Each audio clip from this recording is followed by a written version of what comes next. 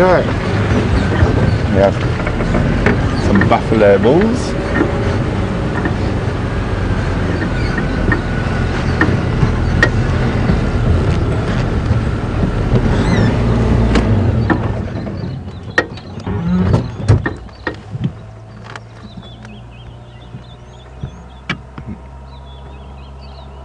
Be quite happy after the rain.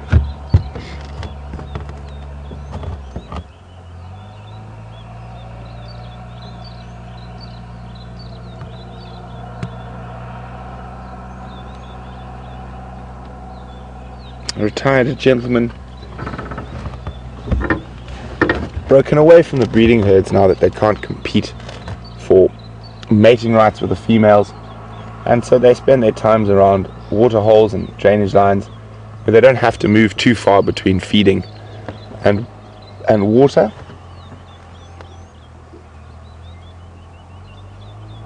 Oh, and some oxpeckers.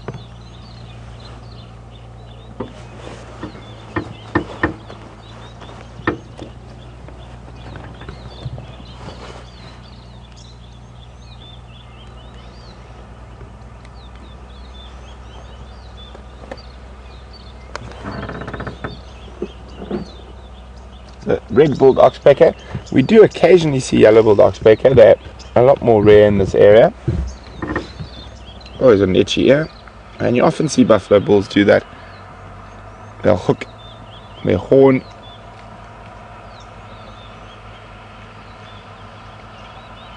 and under the branch and use it to scratch behind their ears, where they do collect a lot of ticks, so it can be quite frustrating. As you can see, it seems like he's really enjoying that scratch.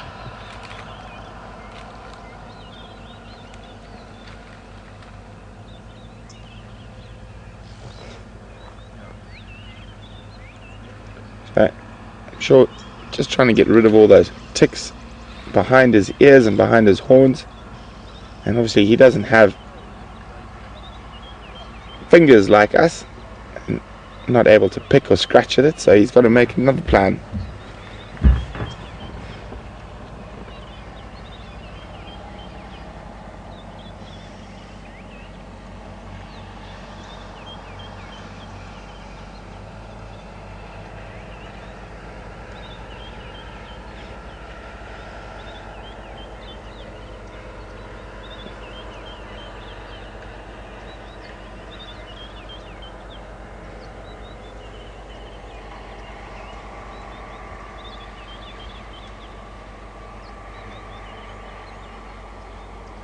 So, even though buffalo are ruminants, they are bulk grazers, so not as fussy as a wildebeest. And what happens is the selective grazers need animals like bulk grazers because they keep the grass short and make it easier for them to select the species they would like to eat.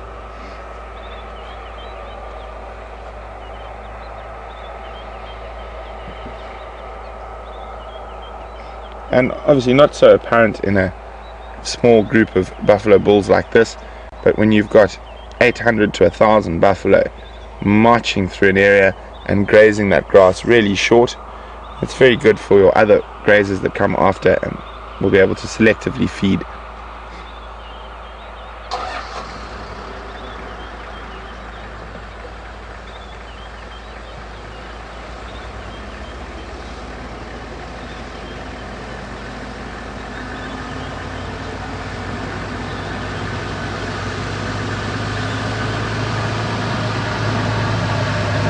Morning, morning.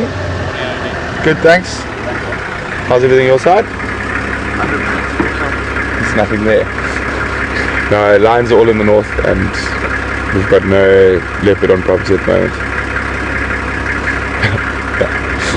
Cheers. Enjoy it.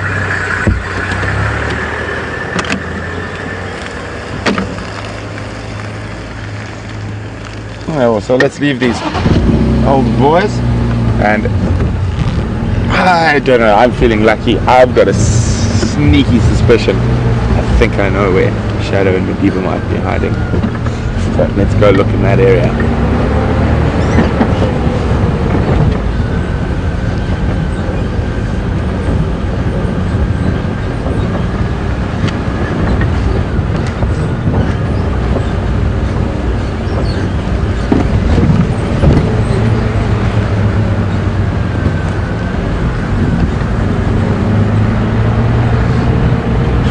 guys, I'm going to have to apologize in advance as we are crossing the Arathusa airstrip. They are busy upgrading it at the moment to be able to, so those of you who want to come on safari will be able to fly straight into Nelspruit and then straight into Arathusa on a nice big tar runway.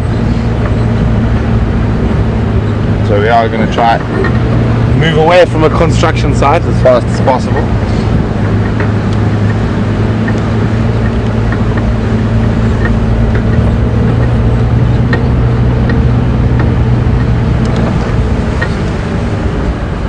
And now on the left we have the world's largest caterpillar. No, I'm only playing, it's just a piece of caterpillar machinery.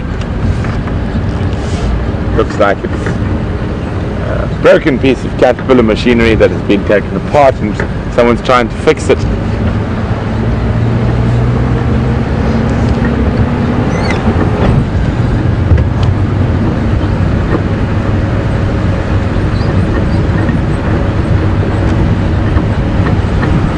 It's a dissected caterpillar.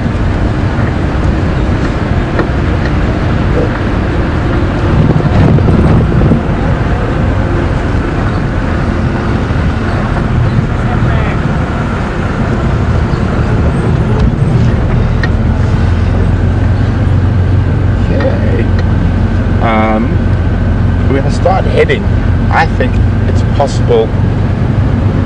There's two sort of options, I think, from where Shadow and Madiba were last seen to where they possibly are now. So I've heard the Anderson male is to the south there on a kill, and I think Shadow will try avoid him while Madiba is with her. So I think it might be worth our while checking further to the west. But we might take a swing past the Arathusa Dam, see what's happening there.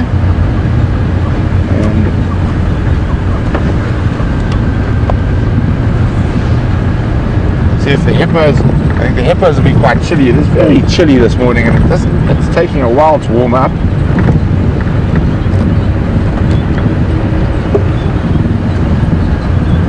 So Raisa from Finland, who's a really regular viewer and an avid birder, has asked, they think it's got a picture of a square-tailed drongo on the Djuma Dam cam, and just wondering if it's possible that the square-tailed drongo occurs here. And if we have a look, so we see the fork-tailed drongo regularly, that's this one here, and the square-tailed drongo is here. It is possible, Raisa, but it is quite unlikely. So they do occur quite close to here.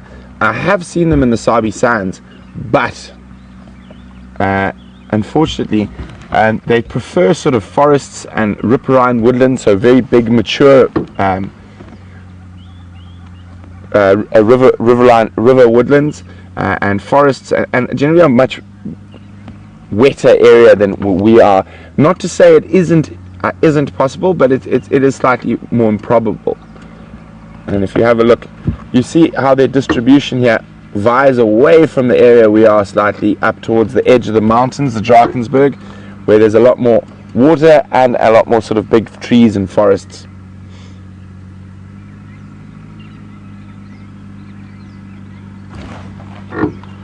Okay. I think we are being stalked by this. Another sounds like large caterpillar. We're definitely going to have to get out of here. I think we'll lose, even though our cars are very tough. I think we might lose this battle with what is approaching us.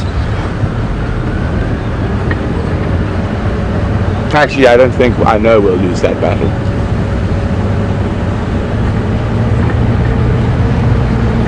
No, we're going to win. They kindly moved off the road for us.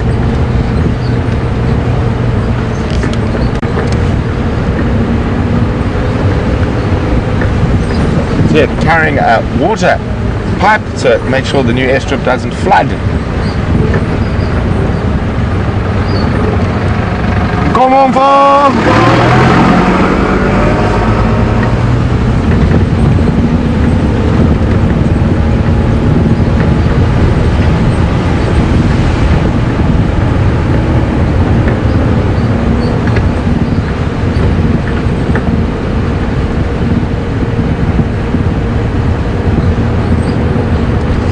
been chatting a little bit about lions and the Matimba males, how they've moved down south to avoid the Birminghams. And Janet from Massachusetts would like to know, would they take new lions into their coalition at this stage of their life? Unfortunately, I don't think so, Janet. I think those bones are too tight and they are quite old.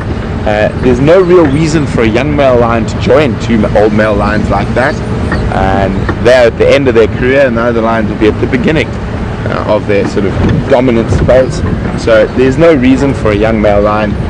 It doesn't make any sense to his survival being under pressure with two old boys. So unfortunately not. I don't think they were going to take any more lions into their coalition.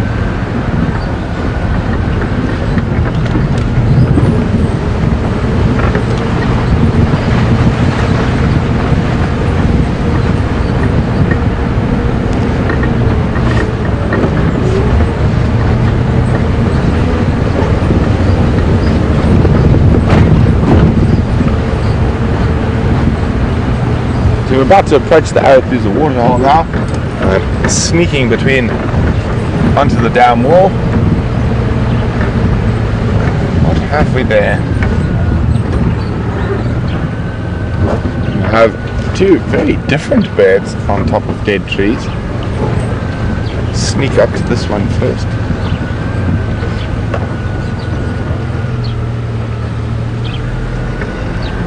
Oh, isn't that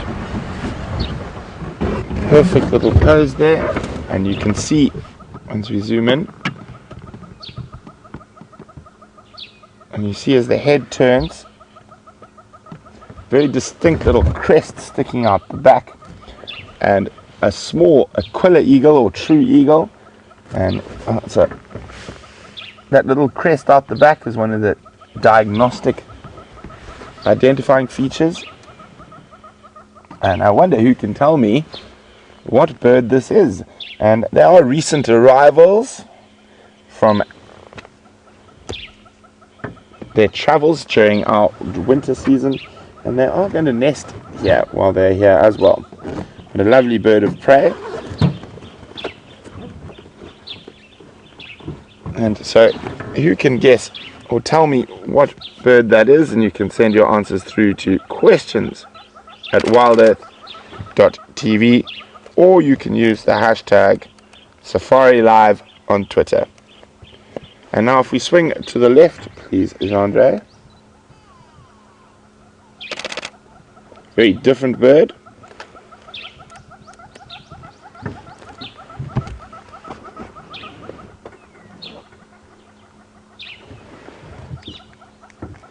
A very different bird.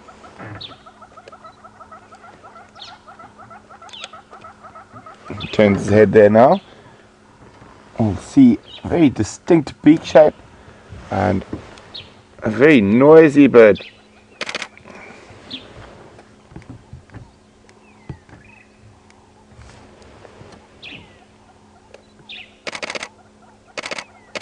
So if you guys hear those clicks, that's just me taking a few photographs.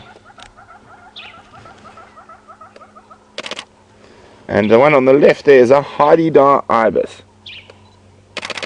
Very noisy bird.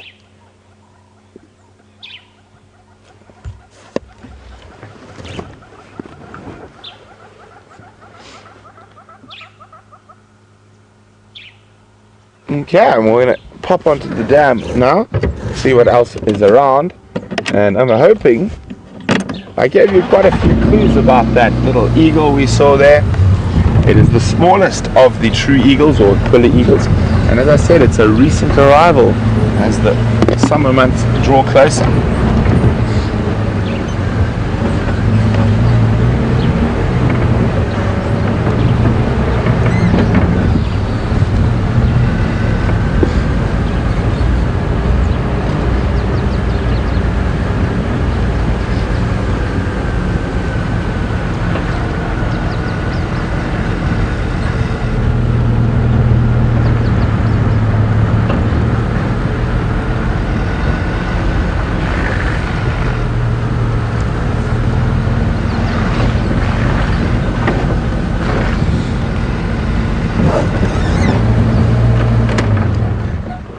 up on the top of the Arathusa Dam wall, and there are some hippopotami over there.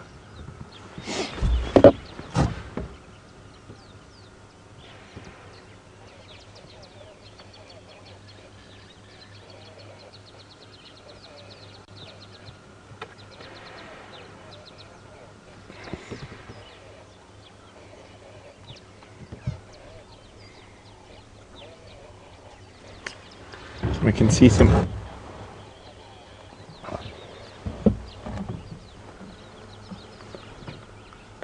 red-breasted swallows and lesser striped swallows.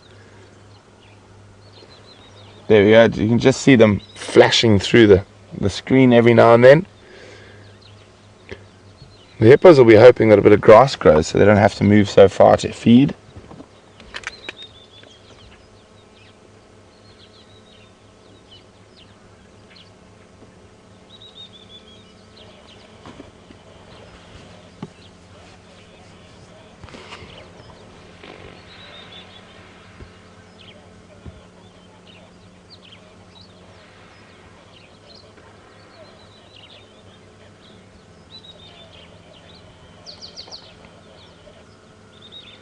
So guys, I'm just listening to the radio quickly, seeing if there's any more updates.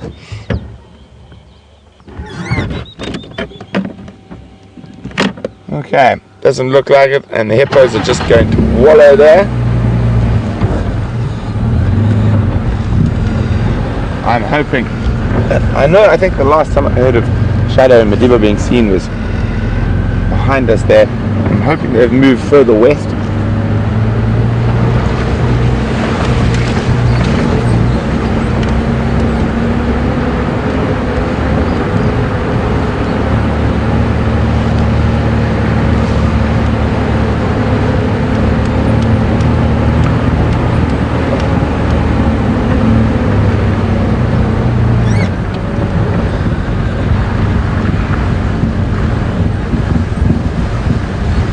So guys, it looks like everyone's a bit slow this morning. The answers to the bird or the raptor quiz so far have been a brown snake eagle and long-crested eagle. I'm afraid neither of those are correct, and those are both resident species that do not migrate. So the big clue there was this guy's just arrived in the last couple of weeks.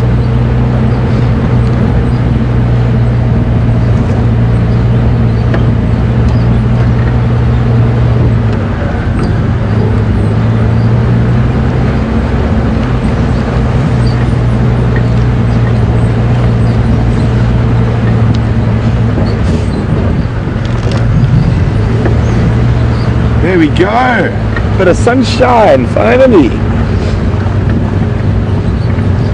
Looks like we outran the clouds.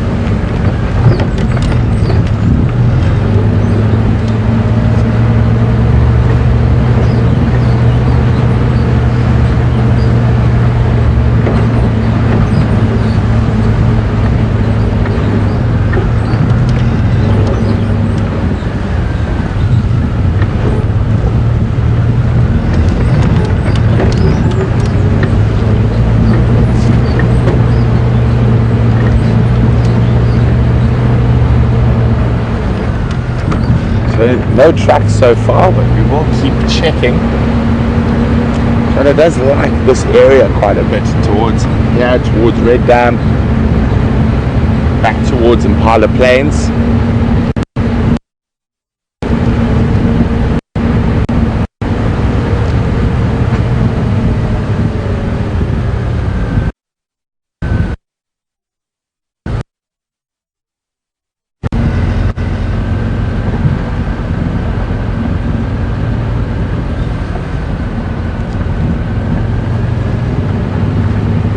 So well done. On the first on Twitter was Simon, and the first on email was Mike. Well done, guys. You got that bird answer correct. It was, what was that little raptor? It was a Wahlberg's eagle. And lots of other people did get it right as well, but those were the first two. Oh, and in the road we have a giraffe.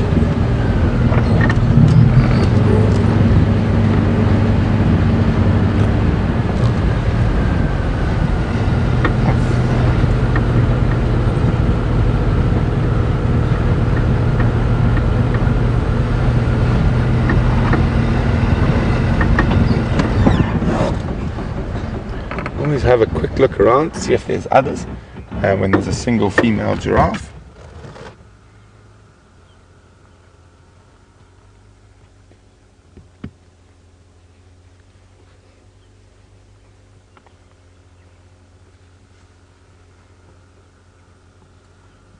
What you looking at?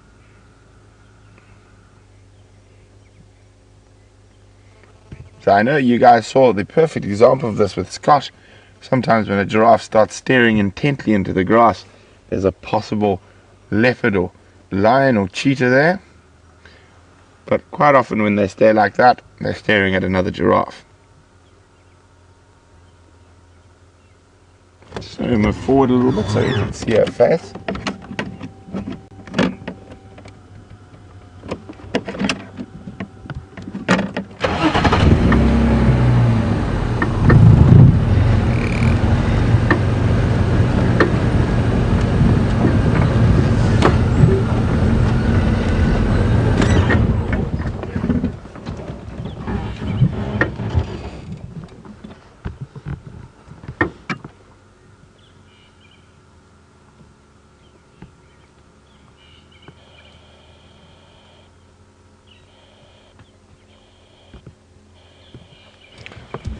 She goes. Let's try and get behind her. She might stop and feed again shortly.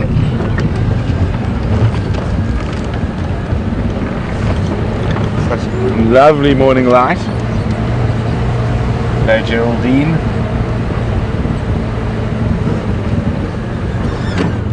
There we go.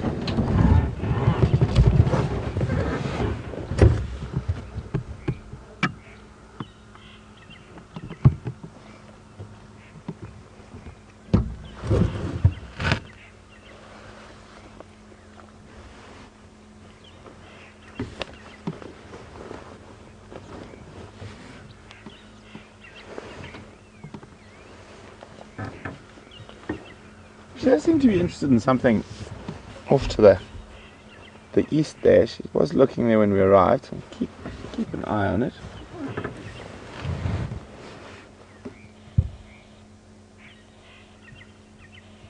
No, nothing too serious. She's not that interested in whatever it might be.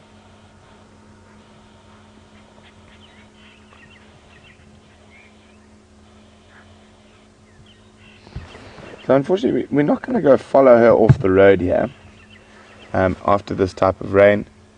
We'll probably want the sun to just dry out the ground a little bit before we decide to go off-roading too much. You can just see her head through that bush there.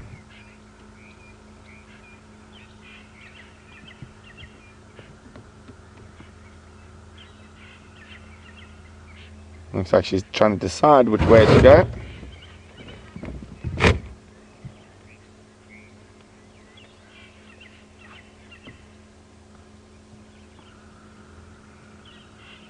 And giraffes have a very, very good eyesight. And obviously with that long neck, that helps as well. They're able to see down and into the surrounding bush.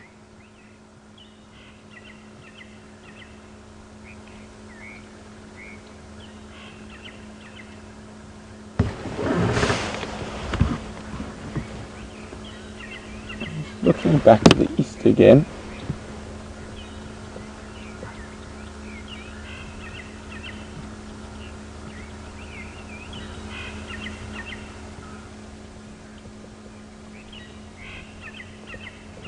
You just see those.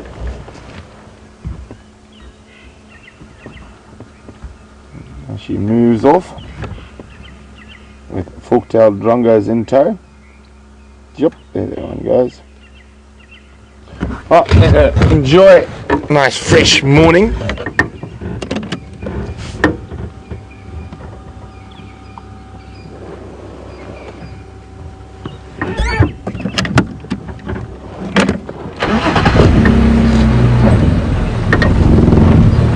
I think we should stick to our original plan, guys. If we don't get any luck with leopard tracks or anything around here, we're going to go back to the hyena den, see if any of the hyenas have moved now that the sun's up a bit and it's a bit warmer. Might be quite a bit of activity there.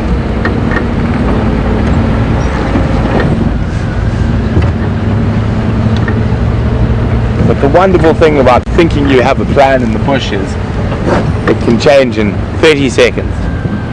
One trap, one alarm call, and off you dashing after some other fantastical sighting.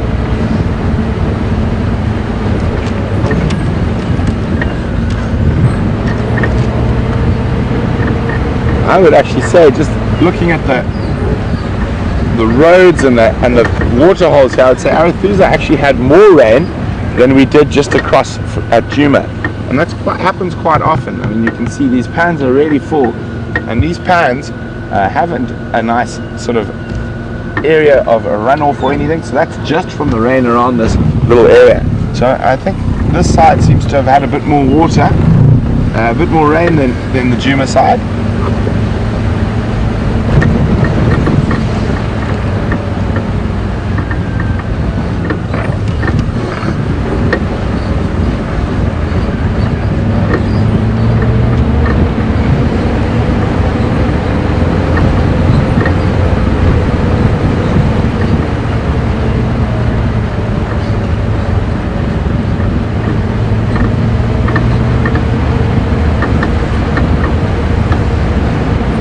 Before we head back to the hyena den, we are approaching that vulture's nest. It's not too far down the road here.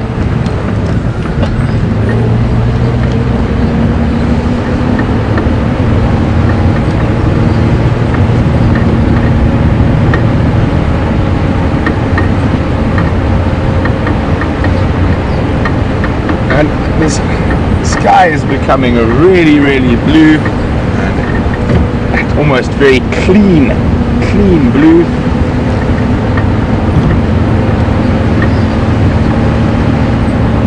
And I think it's going to be a nice warm day. And hopefully hope our works is magic and gets windy operational so we can have 2 vehicles out again on the sunset safari.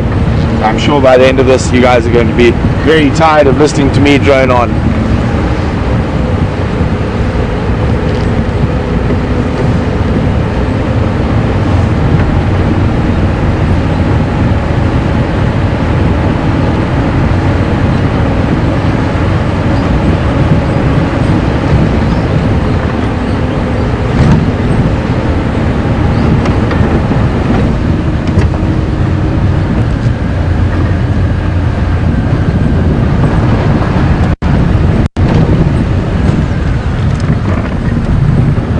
So that vulture's nest is just up ahead here.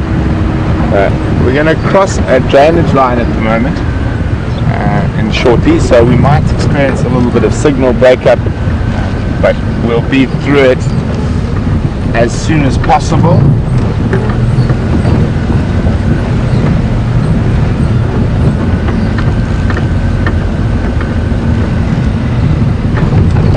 Unfortunately, this area where the vulture's nest is also a little bit bad for our radio comm, so just bear with me a few seconds while we get through this drainage line, and we might have a little bit of signal breakup.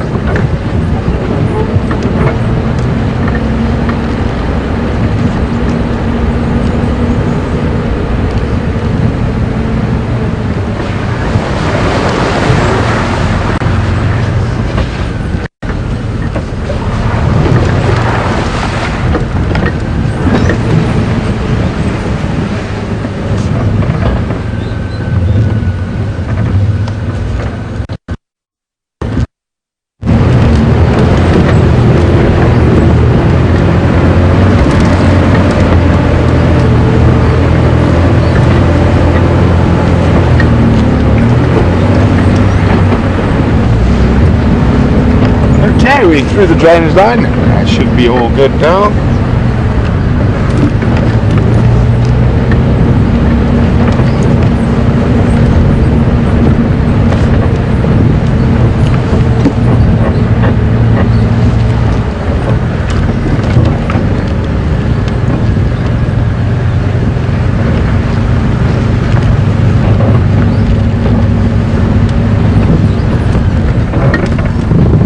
So we've arrived at the vulture's nest, and it's a very bedraggled, cold looking adult vulture there.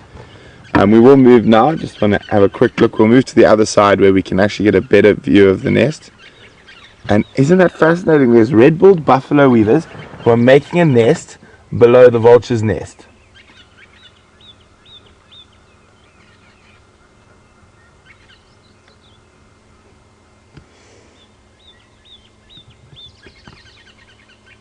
It's either them using the base of the vulture's nest as a nest, or they might be stealing what the vulture's nest is made out of, the thorns and that.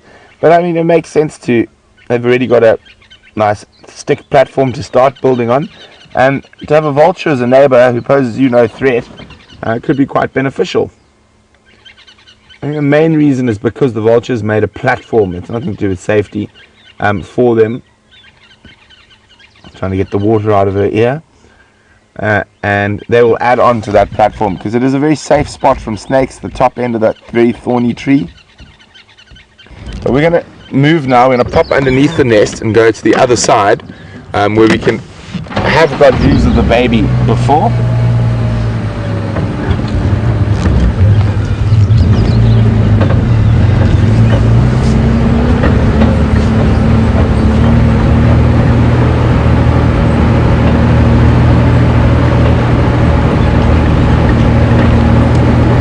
Always wary of bombs falling while driving under that nest, so I always make sure the cameraman's on the left, so if it does happen, it'll miss me.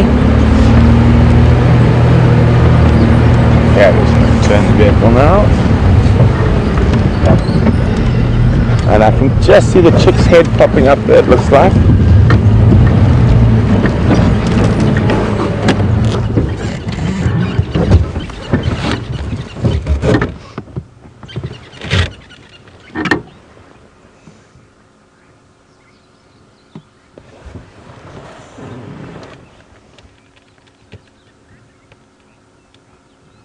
You can see there's a little white blob almost off the edge of the tail. That looks to be the youngster there. It'll still be white and fluffy.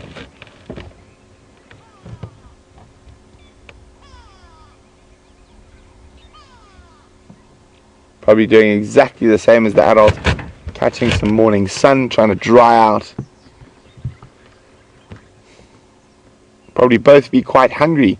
And obviously vultures who use thermals and whatnot to go find their food have been would have had a bit of a tough time of it during the rain.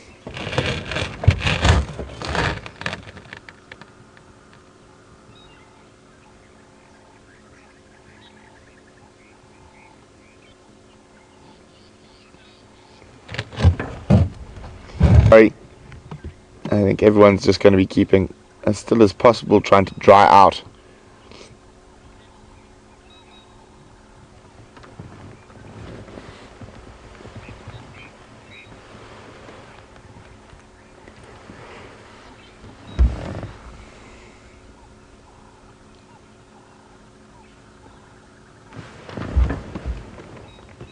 Sun's just gone behind a slight cloud, but it will be out again.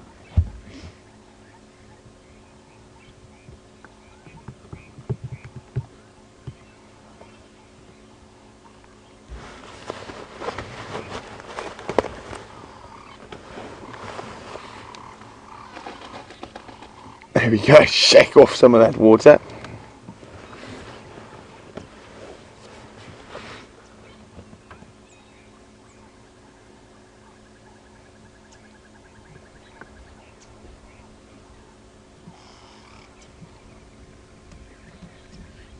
Well, we'll leave the vulture family to dry out, and we're going to go ahead towards the hyena clan and see if they've dried out a little bit more, and if some of the adults have come to join that little bundle of joy we were with first thing this morning.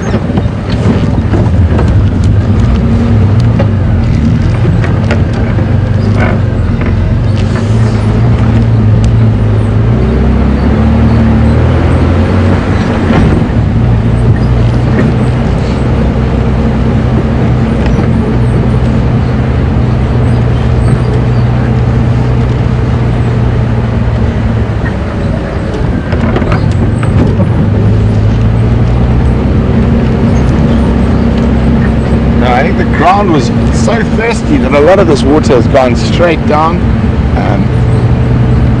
We're not actually getting too much mud and slippery. There was a little bit yesterday when we were out in tracking team, but that was very fresh after the rain.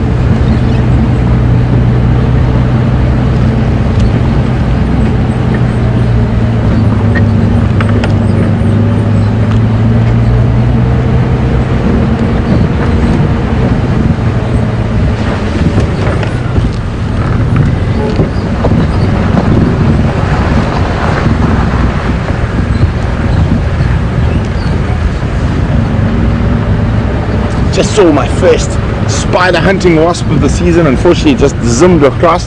A spider hunting wasp, these huge purple glossy wasps that hunt spiders and caterpillars and other things, and they almost sound like mini helicopters when they fly on that. And you don't want to be stung by them. They can be very big. Definitely try to show you some as the season progresses and more of them are out and about.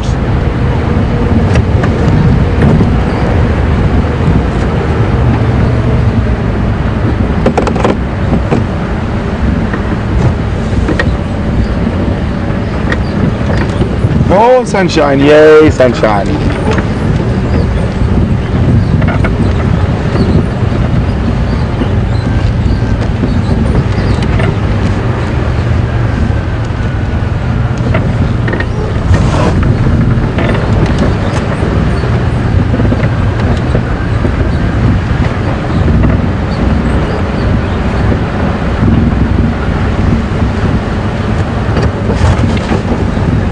Another question from Frederick from Springs in Gauteng in South Africa. Frederick, I would like to know, what is the maximum speed of a black mamba, and how high can it reach when it stands up? Well, Frederick, we'll start with the height question. It completely depends on how big the mamba is, but it can raise about 2/3 of its body up off the ground. So if it's a 3-meter mamba, it can raise 2 meters of the 3 meters. And black mamba are said to be very fast, but they're actually deceptively fast because of the way they move. So if I remember correctly, I might be 100% on this. I will double check it though. A man should easily be able to outrun a black mamba.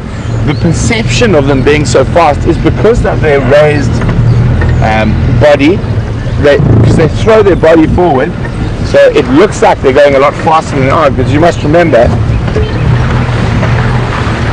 the speed is actually from here, not from where the head is. So if the speed's moving from here and he's going like that, so they look a lot faster than they are.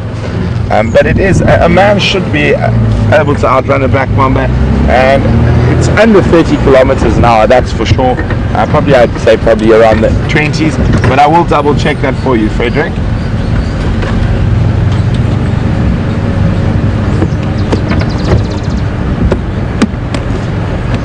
In my box of tricks.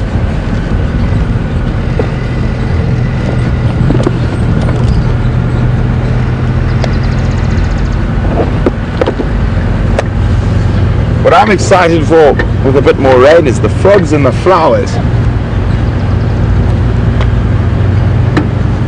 Just get this out here.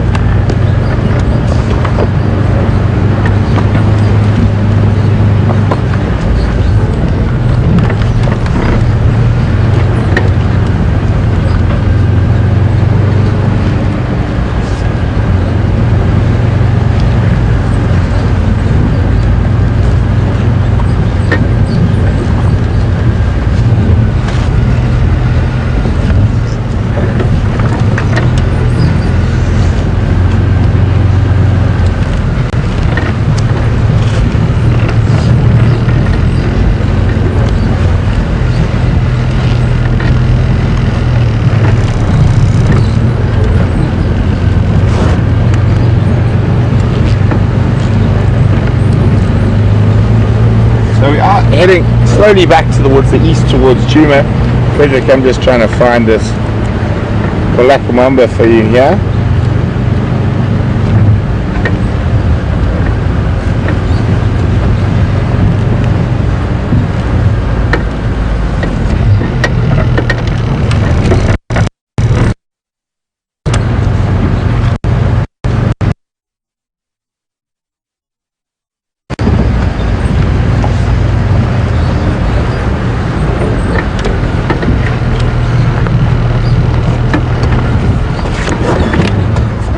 So there we go. We've got the picture of a black mamba here. They can get very, very big. And you can see, there we go. And they're not black as you would think with a name like an animal of black mamba. It should be if you have a look at this photo up here, you can see the shape of the head on these two pictures. They're said to have a coffin-shaped head and also a permanent smile. But I'm hoping there is a picture on the other page. No, there isn't.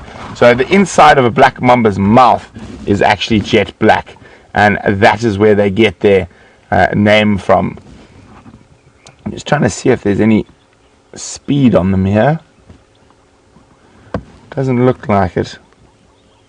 But I know they seem to be faster than they are, and they can grow very large. I've seen one of 4 meters. So very, very big snake.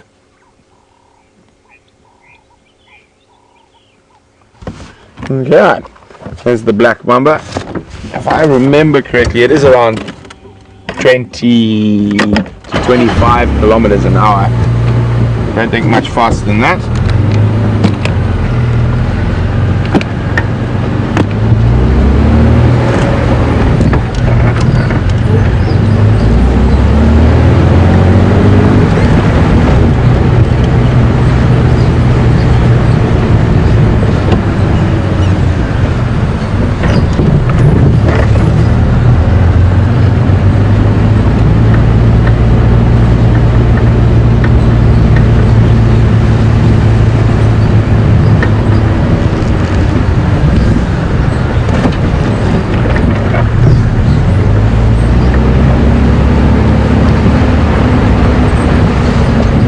Come on, son, warm me up.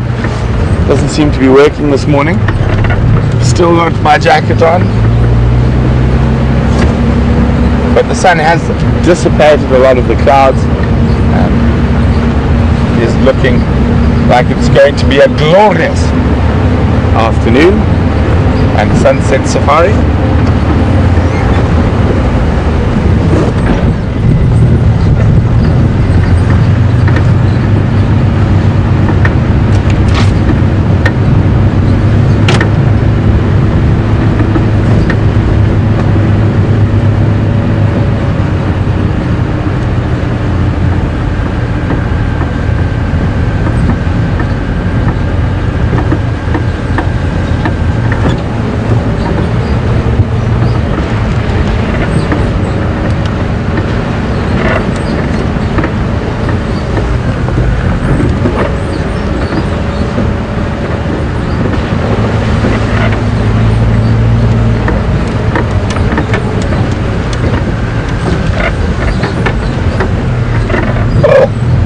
Look at that, how clear is the moon even during the daylight here. You got it there, Jean-Jay? So it's an almost perfect half moon at the moment, and it can be seen quite clearly even this late in the morning with that wonderful clear sky we've got at the moment.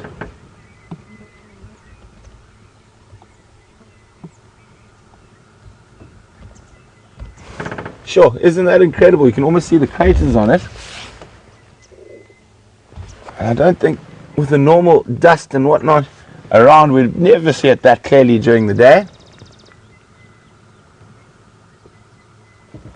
Very nice.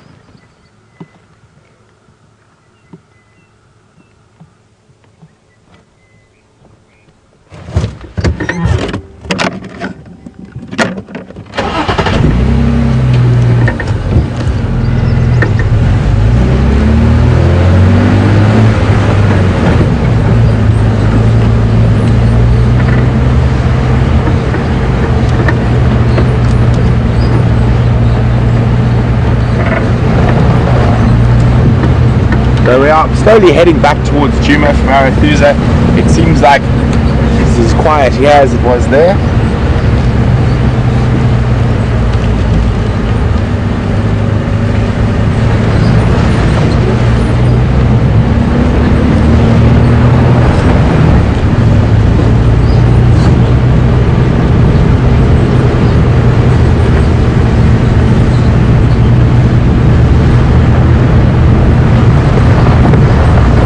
out in the far west of Arathusa. I was hoping that possibly with Anderson being in the sort of northeast of Arathusa, that Shadow and Madiba would have moved into this northwestern sector, but no tracks as of yet, or no reports or sign of them.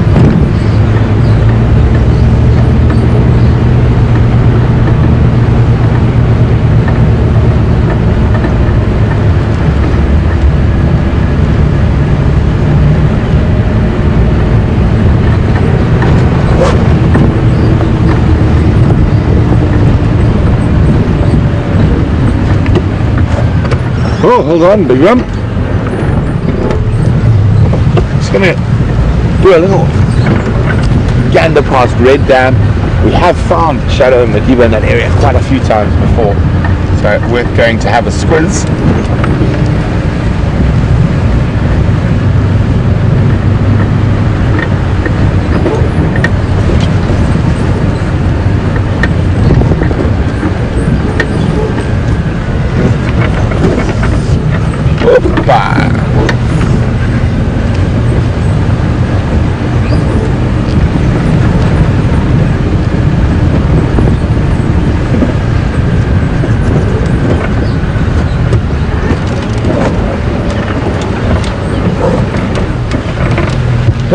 We've got a little surprise for you, and it's probably not the surprise you're expecting.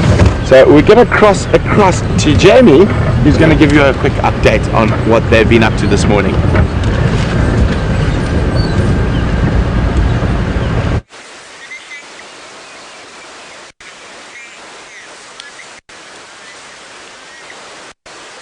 Good morning everyone, and welcome to the sunrise safari. We are entering in a little bit later than expected.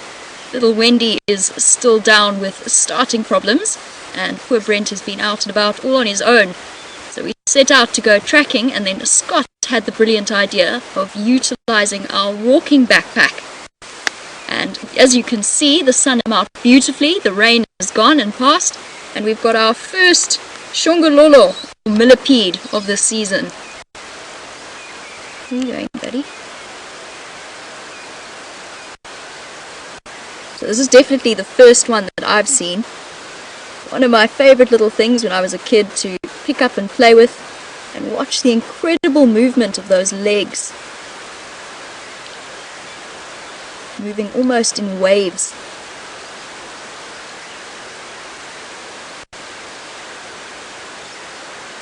These are members of the arthropod family and are closely related to centipedes, so they've got paired jointed legs, segmented legs. In the case of the millipede, it's got two segments for each leg joined together, which creates this amazing wave-like movement.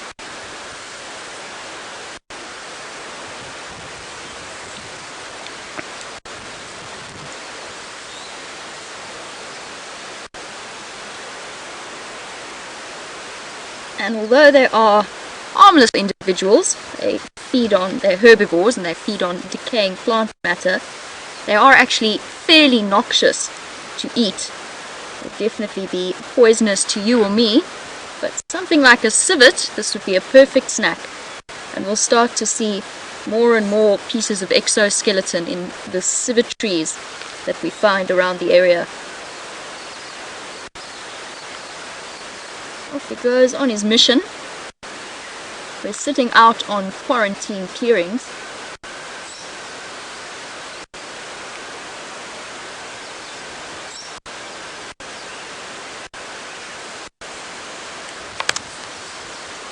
And as we leave him to go about his summer business, it is time to go and see the termite mound that James found yesterday on his drive after the rain at really set up. Let's head across to there.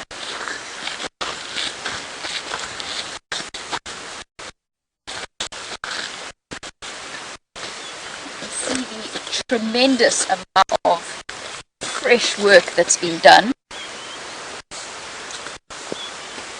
All of this has been built in less than 24 hours. All of the fresh mud that they've put up, fixing up their vents. And we're here a little bit here, still very, very cold, and there was the most incredible air coming out of it.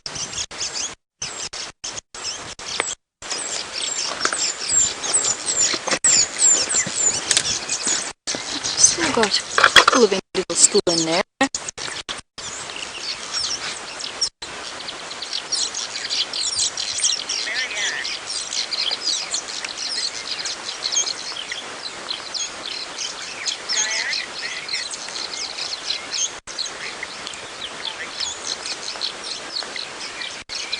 There's a couple of soldier termites in there. It's a combination of soldiers and workers. The soldiers are the ones with the very large, scary looking mandibles or jaws. The workers are the smaller ones, you can barely see their mandibles.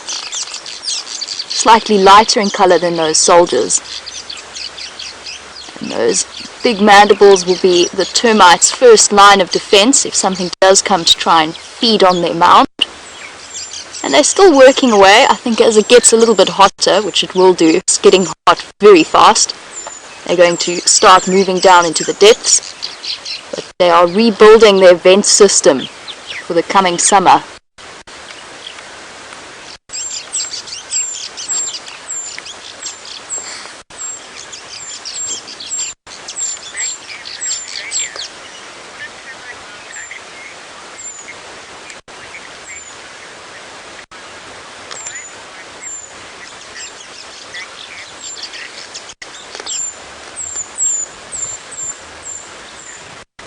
As we're watching them add to their incredible termite mound structure, Maggie M from Australia wants to know what they build it out of.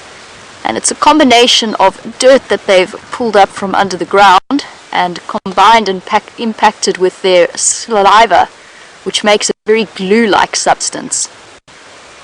So those will be the workers that will add to this bit. And then the soldiers also have a sort of a glue, tarry-like substance that they secrete from between their mandibles. But that's just a way of adding an extra attack element to their defense mechanisms. Sorry, Jamie, I'm just going to try and get the right angle here. It might be better if I shine. Go for it.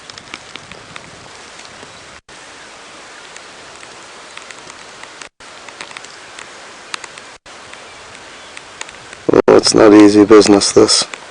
There's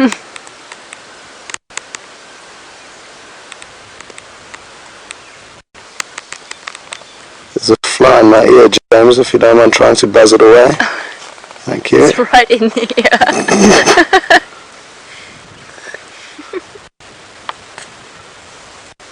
ear. Okay, well, I think we've got as much as we can get from the touch, Jamie. Oh, well, those are going to be good.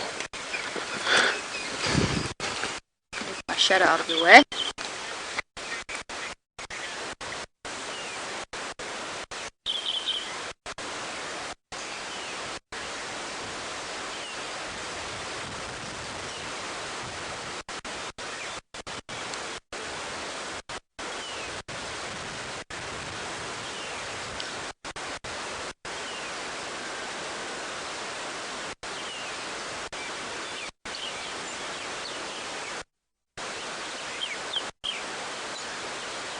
So it's difficult for Jamie now because she obviously can't see what I'm filming.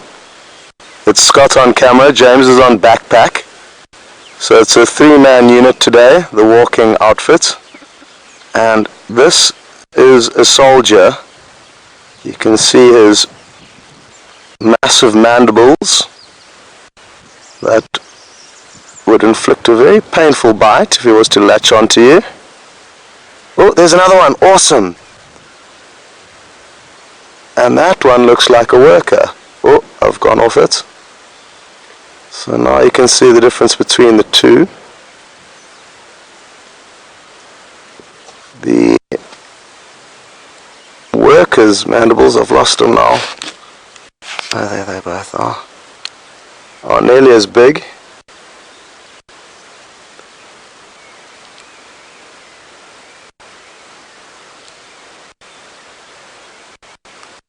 Quite far from the entrances and exits to the main burrow system, so maybe they're foraging for some supplies for the renovations that are being done here. You can see that's where we were filming earlier, the excavation or the holes into the main chimney all the way up there.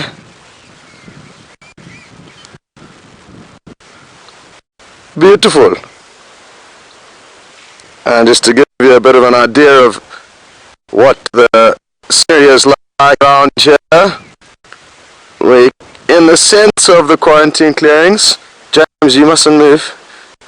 There's our trusty vehicle that's been getting us from A to B. And here you can see James striking quite a very serious pose. And there's the antenna. And very serious business. And I don't know if we can see the back of the backpack. There we go, there's all the equipment. Another strip pose. It's very intimidating. And something that you often like to have a look at is the fireside chat spot, which is actually just up over here. So we're essentially standing behind it. There are the logs where we perch ourselves. Behind the fireside chat.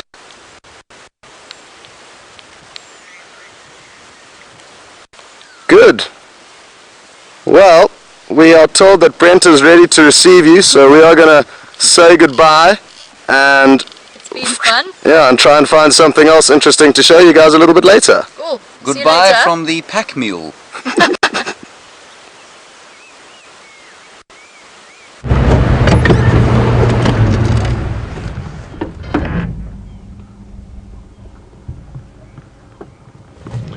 Welcome back, and wasn't that a nice little cameo around the termite mound from James and Jamie, the J&J. We are still on Arathusa. We are heading back towards that hyena den to see if there's been any activity there while we're gone. Hopefully, I'm hoping some of the adults have come back and are enjoying the sunshine with that little bundle of joy. So we're about to cross, we're probably about 100 meters from the border.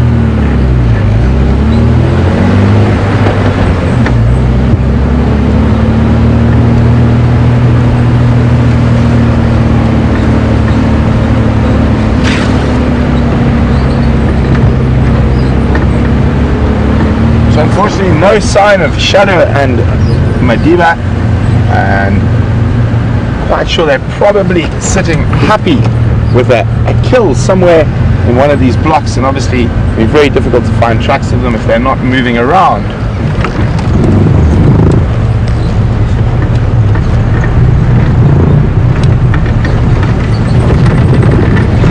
I'm just going to be on the game drive, just letting the guys from the western sectors know that I'm leaving and heading back towards Djuma.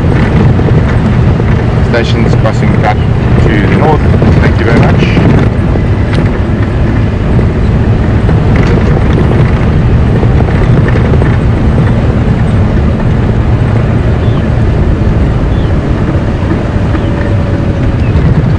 Stations crossing from Arathusa back to Weatela, and have any updates for Weatela, please?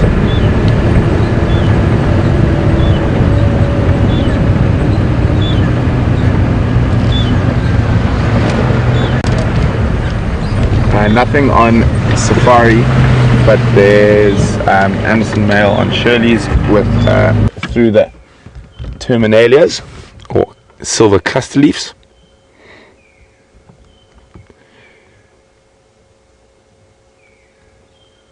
And as I said, we started doing a bit of slipping and sliding as we came onto this road. And I did mention at the beginning of this sunrise safari we were going to chat a little bit about seep lines, especially now that they've rained, and some of these seep lines are going to start becoming a bit active, especially if we have a little bit more rain. And animals like wildebeest really like these areas because the bulk grazers keep it short. You can see the short grass all around, and they're able to pick and choose what food they like in between. So these are what you call a duplex soils. And just go back a little bit. You might move out onto the Impala plains themselves.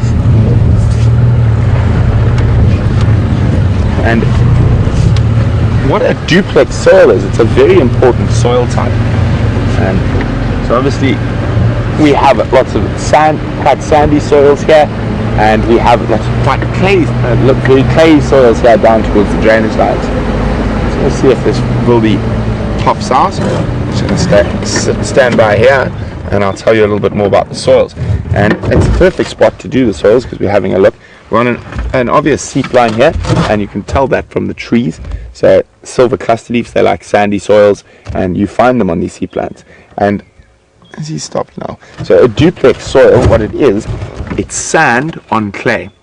So what happens is that water drains quite quickly through the sandy section. The sandy section is not normally too deep, excuse me, and it hits the clay base. Now, what that does is it keeps the water table high, because as the water hits the clay, clay is not as permeable as sand. Obviously, it doesn't just run through it. And so what that does is keeps that water table high. So you've got really nice grasses and stuff that grow on there.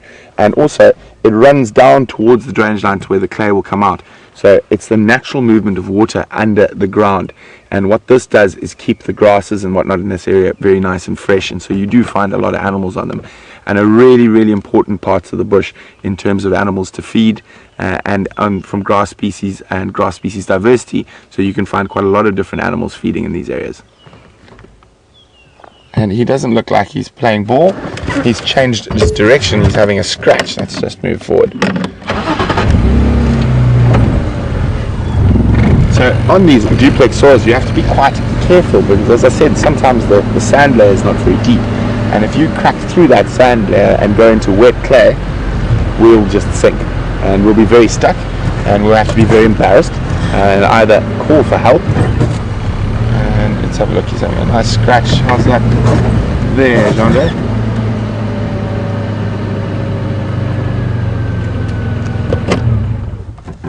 Also, trying to get the ticks behind his ears. We saw the buffalo do a very similar thing today, except he's really destroying his scratching post.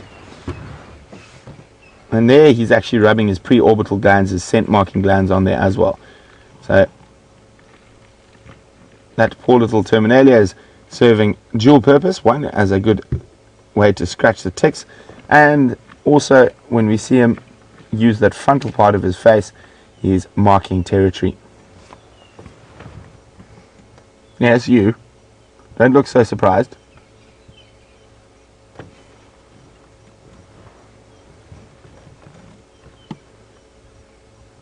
They are wonderfully strange looking creatures, wildebeest.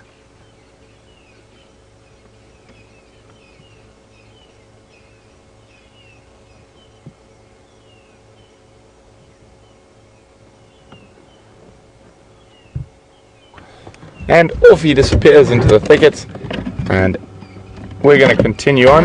I've just heard from Craig. He arrived at the hyena den, and unfortunately no action there at the moment.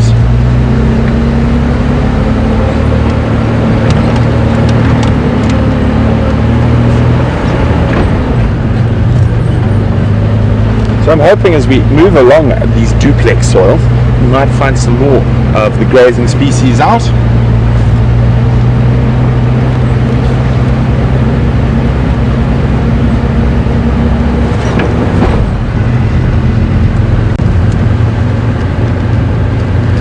So in areas where your bulk grazers,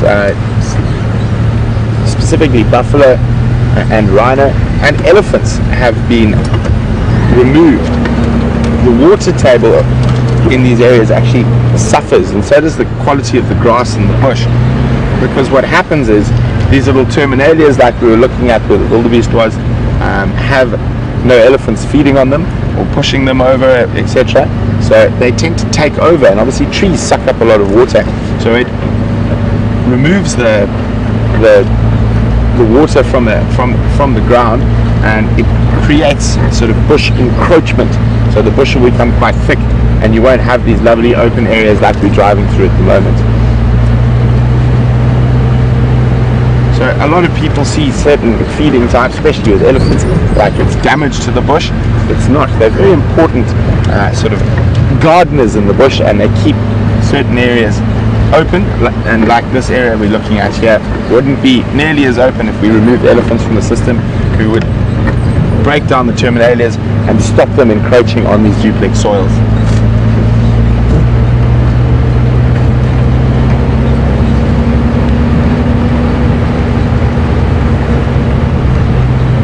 These duplex soils are very important, especially during the wet season, because they will hold water a lot longer than the other soils, and so the grass quality will stay higher. So we've seen a lot of zebra and wildebeest, impala and buffalo on these areas during the dry period.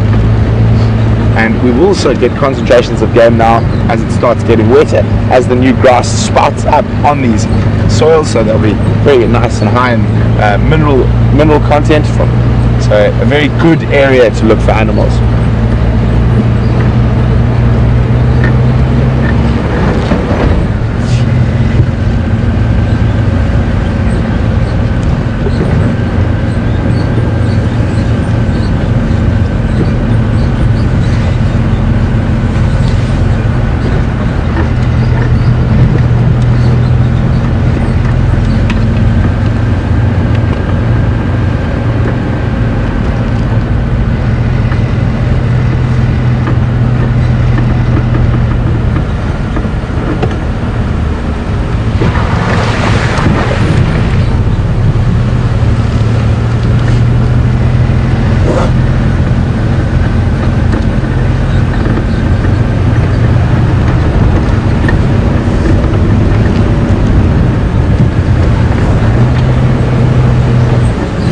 We had a lovely view of some old buffalo bulls this morning, or Dugger boys, and we have a question about them from Simone in Midrand, also in Gauteng. Seems like Joburg has been up early, or the general Johannesburg, Gauteng area has been up early this morning and enjoying the Sunday safari. Simone said she was recently told by a guide that Dugger boys are actually buffalo bulls in their prime, and they don't move far because they are conserving their energy and condition for when the breeding herds come around. Simone, I'm afraid the guide who told you that was very confused. It is definitely the opposite. Dugger boys are older males, sort of probably 10 to 15 years old, and they have been pushed out of the big breeding herds by the younger males, and there's a lot of fierce competition and fighting that goes on in those breeding herds for mating rights. And once they get to that older age, they sort of retire to these areas where there's a lot of water and grazing close by, because their condition is not capable of competing with the younger bulls in the herds. And those are sort of old gentlemen's clubs. Sometimes you will find young bulls with them, but the majority of them are those older bulls that are retired, and the younger bulls might move in and out, but the majority, as I said, are those older bulls who are past prime and have given up chasing of the ladies amongst the breeding herds, and are now sort of in retirement villages around the pans and drainage lines.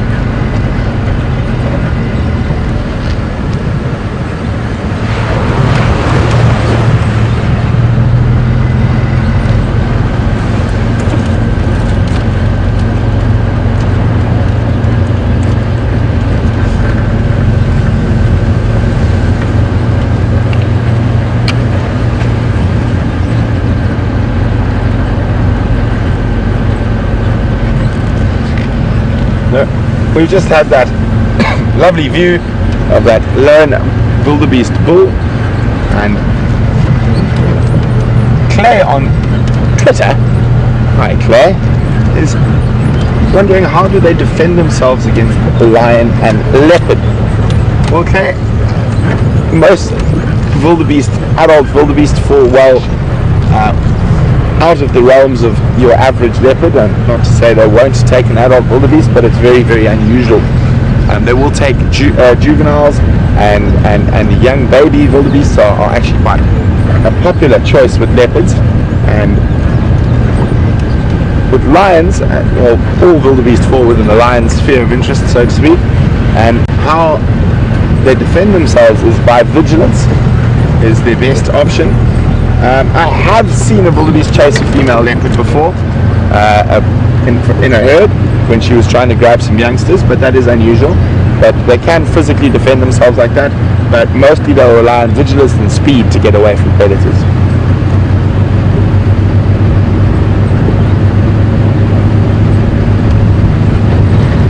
An adult wildebeest bull, only two real predators out here, and it's lions and hyenas.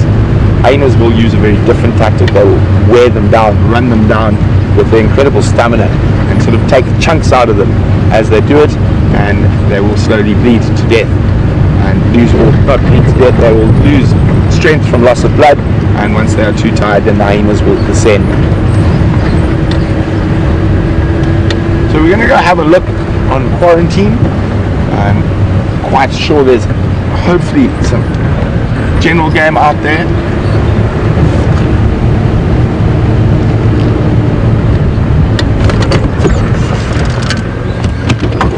Oh, let's go, don't fly, stop. Sorry guys. A really, really nice bird of prey just zoomed past. I'm going to try to get a view of it.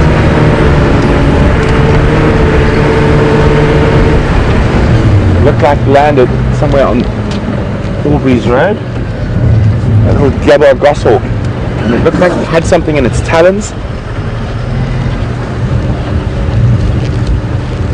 Just going to check carefully here. It might have flown through, but I did think it. There we go. Okay, top left of this marula. I'll have a closer look now, unfortunately in the shade there, but you can see those predatory talons there. So the reason I knew it was a gabar goshawk, when it flies, they've got a very obvious white rump.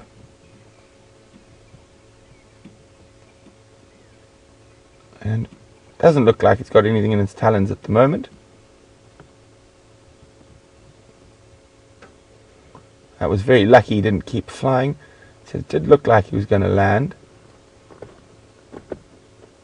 He's very hungry this morning, and he's searching for lizards, rodents, and these little goshawks are actually incredible hunters of other birds. I mean, they will take Franklin, which is about the same size as them,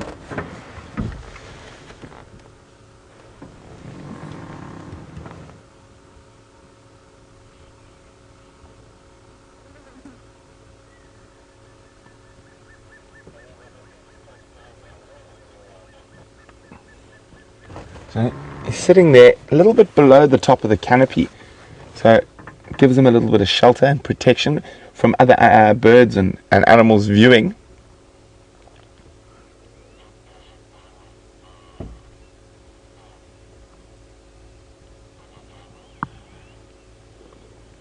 So it doesn't look like he's going to move, but a nice little interlude. So we're going to cross back to the Jams and Jamie to see what they've been up to.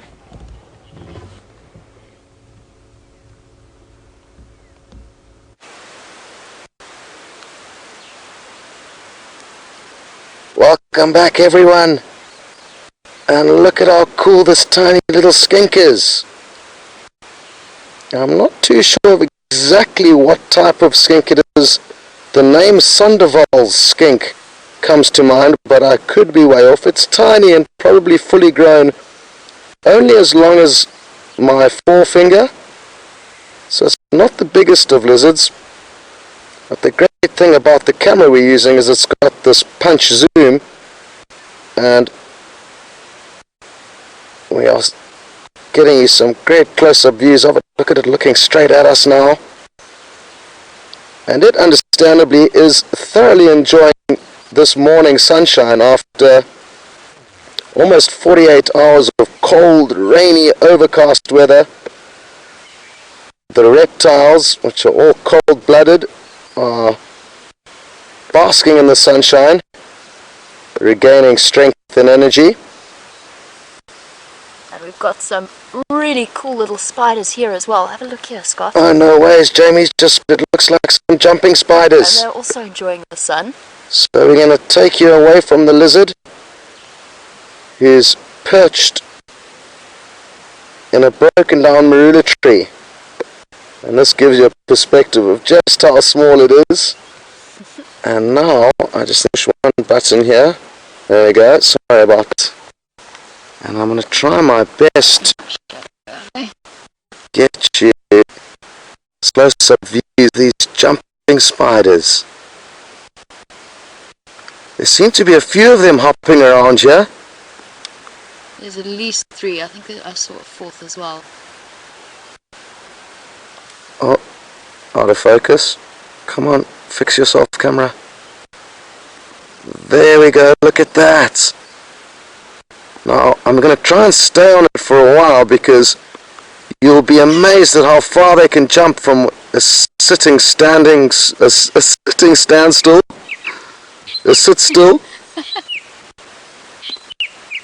And this one seems quite comfortable there for now, but keep an eye on it. You're going to be amazed at how far they can spring.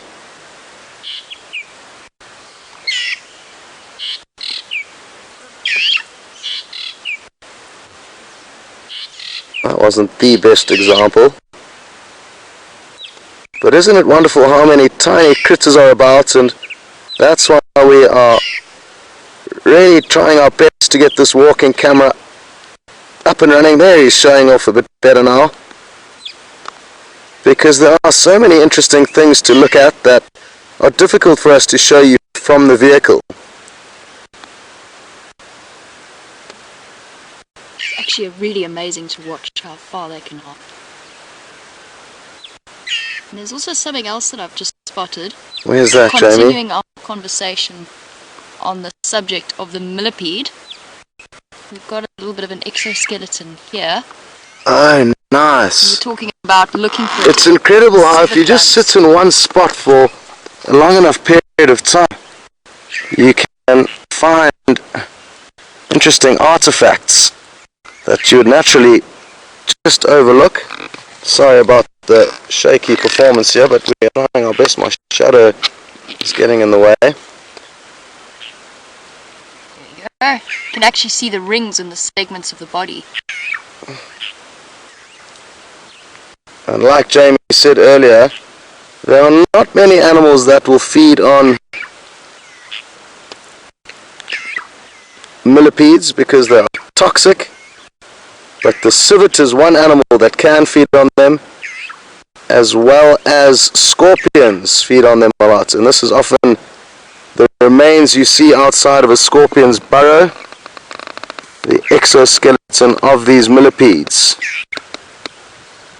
You don't get any white millipedes here, so the black pigment that you see in most living centipedes is faded from all the sunshine, and these white rings are all that's left. Wonderful. Well, I think it is for us to say goodbye, so we'll start with Jay. Well, bye guys. We'll see you this afternoon for the Sunset Safari. Thank you for joining us for our little short bushwalk links. This is Scott on camera, and my team partner / donkey James. Hello and goodbye. See you later. Oh, no ways, look, we've got a visitor. How horrific. Look who it is. The mighty team of Brent and Jean-Dre. Nice for a lot of you to get the perspective of the vehicles, because you often only see the view from them, but not of them. Especially Jean-Dre. Yeah, so what I'm going to do now is take this opportunity to give you guys a closer look of Jean-Dre. There he is, he's got a beautiful big smile. Use the punch zoom to get him, see if we can spot his nose hair. For some reason I'm not... Jean-Dre, there he is, he's got a beautiful big smile. Use the punch zoom to get him, see if we can spot his nose hair. For some reason I'm not focusing, so lucky Jean-Dre camel has meant that I'm not in front of you. Anyway guys, I'm going to just off over there. So thanks very much, and hope you enjoyed the small critters we found for you here. I'll give you one last view of this lizard, who's still perched in the same place. There we go. And we will see you all on the next adventure.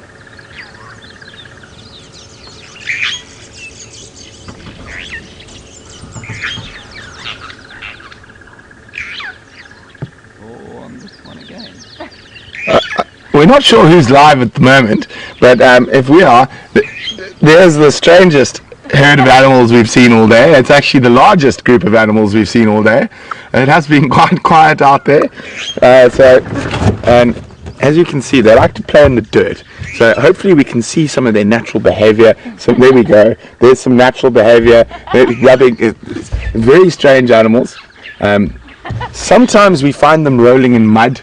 And there we go. We can see some aloe grooming going on as they now pick the nits and different ectoparasites from Scott. Of which there are lots. Yes, it looks like Scott is the dominant male out of this little group. As you can see, he's made James, who's much smaller than him, carry the heavy backpack. So definitely Scott is the dominant. And they're definitely both trying to impress Jamie. So we'll see what happens here. So on a little bit of a funny note, guys, thanks very much for joining us on this. Right, James has fallen over.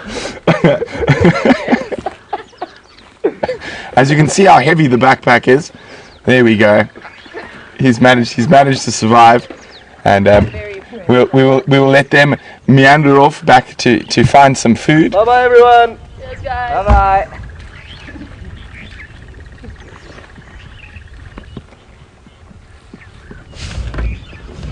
So very interesting animal behavior we saw there, some really interesting aloe grooming, affirming the social bonds in that little group. But guys, thanks very much for joining us, thanks for all your questions, and we will see you on the sunset safari for hopefully another entertaining drive.